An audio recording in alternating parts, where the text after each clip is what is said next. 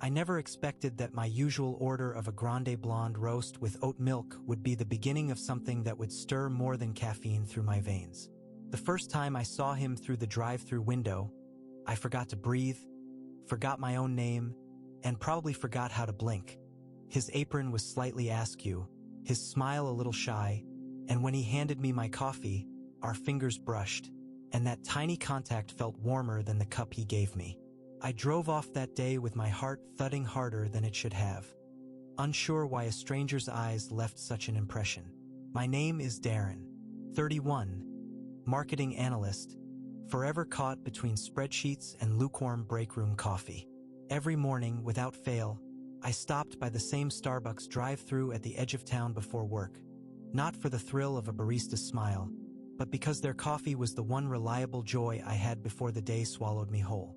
That changed the moment he arrived. He was new, fresh, a little awkward with the headset, fumbling at first with the order buttons, his voice softer than the usual confident chirp I heard each morning. But there was something about the way he said good morning that made it feel personal. Like it wasn't just a script, but a whisper meant just for me. He had this quiet energy, like he was trying not to take up space but somehow ended up being the brightest thing in it. The first day, I just noticed him. The second, I watched. His name tag said Eli. Even the name felt like something warm I wanted to hold. He wasn't flashy. No wild tattoos or styled hair. Just wavy brown locks that curled slightly over his forehead, dark eyelashes, and a voice that was so gentle I had to lean closer through my car window to catch his words. I started looking forward to mornings. I even left the house earlier, hoping I'd fall into his shift. By the third day, he smiled at me in a way that felt different. Not customer service polite, but real, like recognition, as if he remembered the way I liked my drink or the song that was playing when we locked eyes yesterday.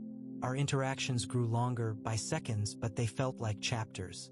I caught myself rehearsing small talk on the drive there, wondering if I could make him laugh, if he'd noticed the button-up I chose or the way I'd trimmed my beard.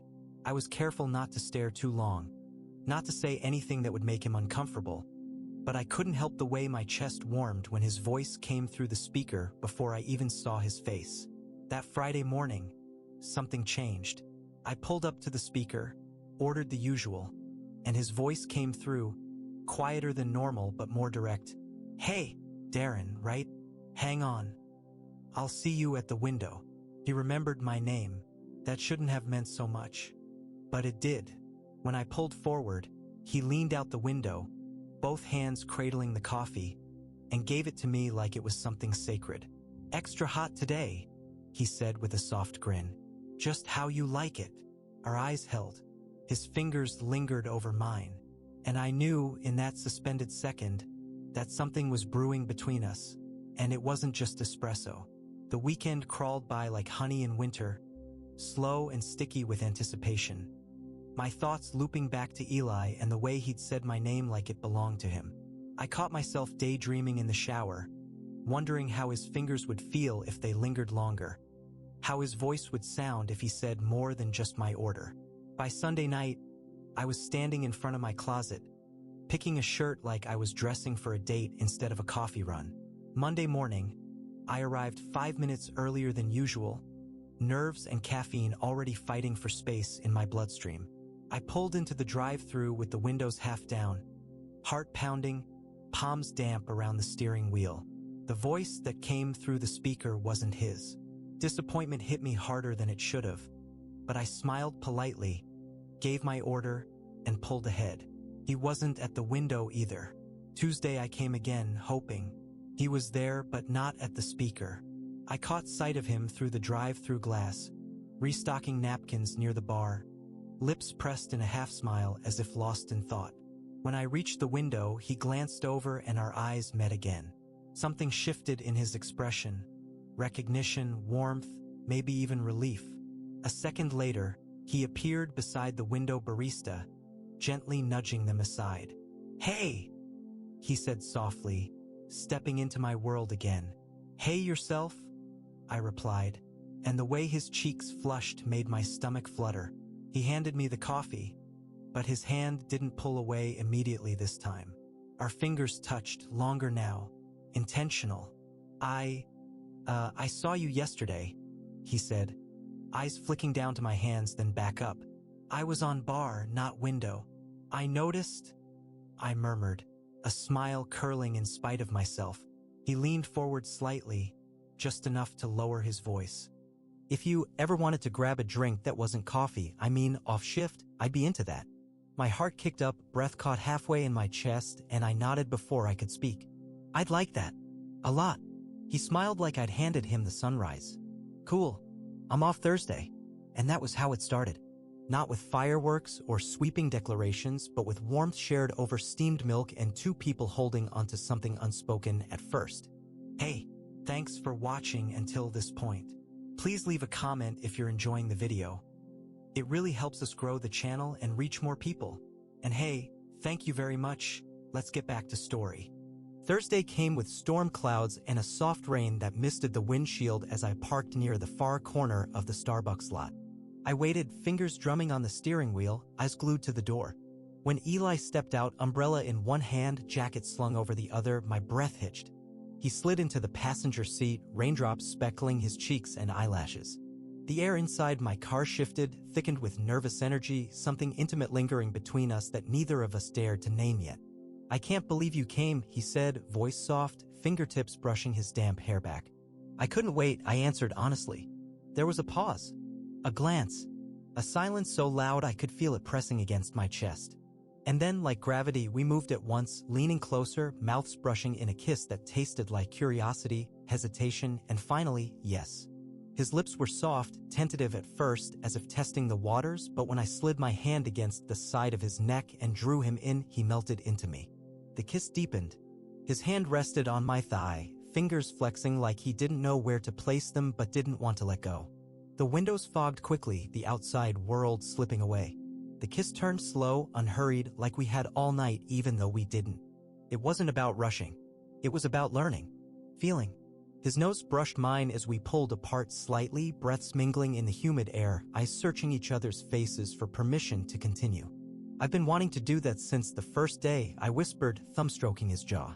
You're not the only one, he murmured, leaning back in for another. The parking lot was quiet except for the soft thrum of rain and the sound of our breathing. Time didn't feel real. Only him.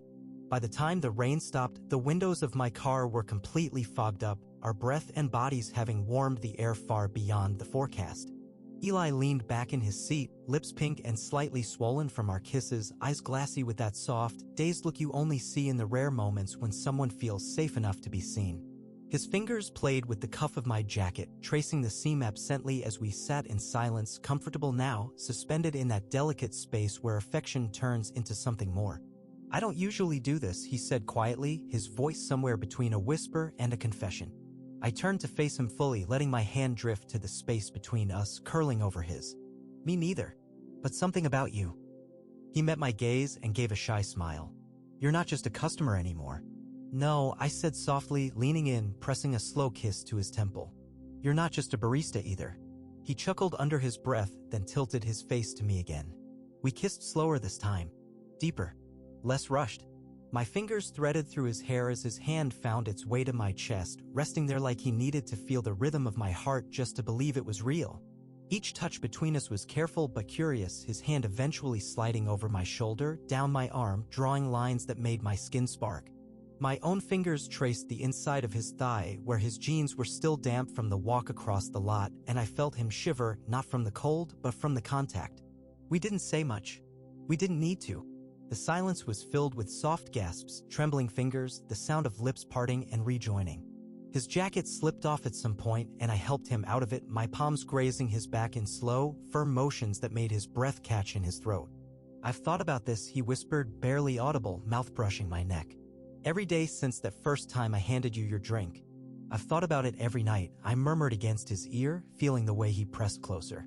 Our hands began to explore more boldly, tracing lines along collarbones, down torsos, resting in places that made each of us stop breathing for a beat before sighing into it. We kissed like we were trying to memorize each other, like we didn't know if we'd get this again. Eventually, I leaned my forehead against his, fingers stroking his cheek. I want you, I said gently, no pressure, just truth. He nodded slowly. Me too, but slow. I want to feel every part of this. I guided him toward the back seat where there was more space. The movement felt tender, almost reverent, as if we were building something instead of rushing toward a finish line. We laid there, facing each other, bodies touching from shoulder to knee, his thighs slung over mine. We undressed each other carefully, revealing skin like it was a secret being shared for the first time. There was something sacred in the way we moved, curious kisses over bare shoulders, hands sliding under shirts, lips trailing down ribs and stomachs, pausing at every edge. Our bodies pressed together, skin to skin, warm and damp from breath and heat. We didn't speak much, just whispered names and small gasps as we explored what it meant to want this much. There was kissing, yes, so much kissing and stroking and soft bites to places that made us laugh and shudder and pull each other closer. When we finally made love, it wasn't loud. It wasn't wild. It was slow, careful, and deep, like something we both needed more than we knew. After, we stayed tangled in the back seat, limbs wrapped around each other, the ceiling of the car dripping with condensation, our clothes scattered between the front seats. His head rested on my chest, fingers tracing lazy circles over my skin. Guess I'm gonna start liking Mondays, he whispered with a grin. I laughed, kissing the top of his head. You'll ruin coffee for me forever if you stop working there. He tilted up to meet my eyes, his smile suddenly sincere. Then I guess I'm not going anywhere. The morning after felt like a dream I didn't want to wake from, the kind where every moment is soft, slow, and wrapped in the scent of someone else's skin. Eli's hoodie still lay crumpled in my back seat, holding the faintest trace of his cologne, and for a moment, I pressed it to my chest, feeling more grounded than I had in years. That day, I skipped Starbucks. Not out of awkwardness or regret, but because I didn't want to make it seem like I expected more, even if I secretly hoped for it with every part of me. I wanted to give him space. Instead, I texted, "Me, hope you made it home dry. Also, that hoodie? It's mine now." It took a couple hours, but when he replied, my heart raced like the first sip of scalding hot espresso. "Eli, I'll trade it back if I get another night like that one. Also, my legs are sore." Not complaining. From there, it was daily. Not just texts, but pieces of ourselves. He'd message me in between orders, telling me how someone tried to order a frappuccino with no ice again. I'd reply with a photo of my desk, overrun by reports, and he'd send a selfie from behind the espresso machine, smirking with his hair in a messy bun, eyes half-lidded with sleep. By the end of the week, I started timing my coffee runs again, but not for the drink. It was for the glance. The moment. The way Eli leaned toward my window with a knowing smirk, a secret tucked behind his lips just for me. He'd scribble messages on the side of my coffee cup, "Hot enough for you?" or "Missing last night's brew." One morning, I rolled up and saw a different barista, someone I hadn't seen before, young, overly peppy. "Sorry, Eli called in today," she said with a chipper grin. Said he wasn't feeling great. My stomach dropped. He hadn't mentioned being sick. No texts. No reply to mine that morning either. I spent the entire day checking my phone, every buzz making my pulse race, every silence stretching longer than I could bear. By evening, I couldn't take it anymore. I drove to his place not because I didn't trust him, but because something felt off. When he opened the door, he looked surprised but not unhappy. Just tired. He was in sweatpants, hair still damp from a shower, face flushed. "Hey," he said, voice a bit hoarse. "Sorry I went dark. I just needed a day." I stepped inside, wrapped my arms around him and held him close. "You don't have to explain. But I'm here. Always." He sank into me like someone finally letting themselves fall. "I think I freaked out," he said after a while. It's fast. But it's real. And I wasn't ready to feel this much this soon." I pulled back just enough to cup his face in my hands. "Neither was I. But I'm not scared if you're not." He kissed me then slow and deep, tasting like truth. We didn't end up in the back seat that night. We didn't rush. We stayed on the couch, curled under a blanket, our hands tangled, our bodies leaning into each other like roots finally finding ground. That night wasn't about heat or hunger. It was about presence. Being seen. Being chosen. Eli fell asleep on my chest, his breath soft against my skin, and I really knew that this wasn't just a spark. It was the start of something steady. Something worth waking up for. The early morning light crept in through the thin blinds of Eli's apartment, slanting across the room in quiet gold, casting soft shadows across his face as he slept on my chest. My arm had gone numb beneath him, but I didn't dare move. Not when the weight of him felt like safety. Not when his slow breathing was the only rhythm that mattered. I'd never stayed the night with someone and woken up feeling like I was exactly where I was supposed to be. There was always a moment of hesitation and awkwardness, a mental tally of what came next. But this was different. Eli fit against me like we had been shaped by the same mold, like the edges of his body had been carved to settle beside mine. I watched him sleep for what felt like hours, memorizing the way his lashes rested on his cheeks, how one corner of his mouth curled just slightly even in rest, as though his dreams knew something mine hadn't yet caught up to. Eventually he stirred, sighing softly as he blinked awake and looked up at me. For a second, he didn't speak. He just stared at me like he was trying to confirm that I was real. "You're still here," he said sleepily, voice gravelly and low. I smiled, brushing a strand of hair off his forehead. "Of course I'm here." He leaned up, kissed the underside of my jaw, and let his fingers graze over my stomach. I was worried it'd feel different in the daylight. That maybe it would feel too fast. "And does it?" I asked, eyes searching his. He shook his head slowly, then laid his head back down. "No. It feels like I finally exhaled after holding my breath for a year." We stayed like that, tangled and quiet, until his alarm buzzed softly from his phone on the floor. "I have a shift," he groaned, burying his face in my chest. "But I don't want to move." "You don't have to," I said gently. "I'll bring you coffee this time." He looked up, grinning. Drive-through fantasy come full circle. I kissed him then, slowly, my hands cradling his face. His lips tasted like sleep and toothpaste and everything I wanted more of. When we pulled apart, I saw the nervous glint behind his smile. "Are we doing this?" he asked softly. "Like, for real?" I didn't hesitate. "Yeah, we're doing this." The next few weeks unfolded in a way that felt both fast and deeply natural. I became a regular in a new way, dropping by his store not just for coffee, but to sneak kisses in the alley behind the building during his breaks, or to wait in my car until his shift ended so we could get dinner or drive aimlessly just to hold hands across the console. His coworkers started catching on, giving us knowing smirks and exaggerated coughs when we exchanged lingering glances. One of the older baristas, a sharp-tongued woman named Marcia, winked at me one morning and muttered, "Careful, sweetheart. That one likes to flirt through the phone." I laughed, but deep down, I knew what Eli and I had wasn't a flirtation anymore. It was roots. It was mornings where he'd swing by my apartment with pastries before I even got out of bed. It was lazy Sunday afternoons spent reading on the couch, our legs tangled together. It was midweek exhaustion soothed by a simple dinner and his head on my shoulder. There were little things, like how he always touched my back when we walked through doors, or how I knew to bring him chocolate on the days he worked open to close. And then there were the bigger things, how he told me he hadn't been out to many people before, and how I promised I'd never push him faster than he was ready to go. "I've never been seen like this before," he said one night, curled up against me in my bed, tracing circles over my chest. "Never felt like someone actually wanted to stay." I held his hand to my heart. "I'm not going anywhere." He nodded, tears brimming but not falling. "Good. Because I don't want coffee unless it comes with you." We kissed in the silence after that, slow and open and full of everything we hadn't said yet. It wasn't perfect, of course. There were tired mornings and busy shifts and missed calls when one of us was caught in a meeting or slammed behind the bar. But there was always the same pull back to each other. Always the certainty of us at the end of the day. And sometimes we'd park at the back of that same Starbucks lot just for the nostalgia and sit in the car like we had that first time, steam curling around us, lips pressed together in the kind of kiss that said we remembered how it all began. The seasons began to change around us as if they, too, had decided to slow down and breathe.